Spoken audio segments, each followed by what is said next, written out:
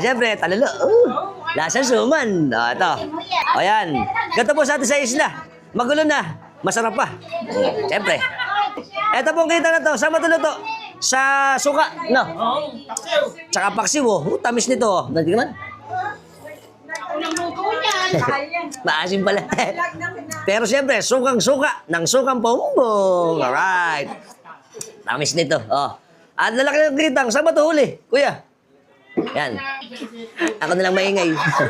Ganito po expert. Ayan po, ang expert natin pagkain ng kitang. Oh, tanggalin ang balat.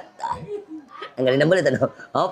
Siyempre, kayod na laman. Ganyan po, expert na pagkakayod. Yun. Sabihin sa kanya mo, naku. Naglalaway na ha. Sarap na ang... Ano pa?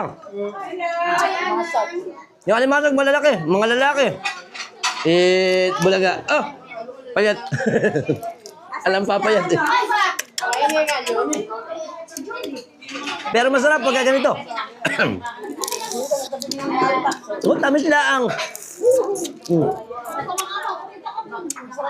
Malasang malasa. Sarap.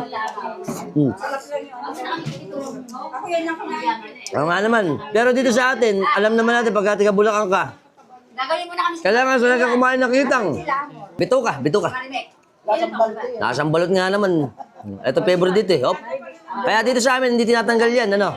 Pag taga Bulacan ka, ito nga naman pinakamasarap. Itapon mo na lang tayo kitang pag hindi mo sasama yung bituka nga naman. At ito kuya, luto to sa suka. Na, parang paksiw. Paksiw no, sarap. Sarap. Lalo ako may sili.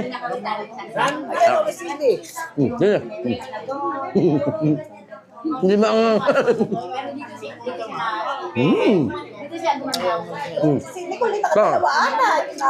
Sarap. Dalawang... Harap ano? Delicious. Very good. Na ito pa. Oh, daing inside. Ang bangus talaga dito sa atin, sa isla. Masarap. Magpapasalamat muna ako kay Kuya Levy sa masarap na tanghalian. Kuya Levy, maraming salamat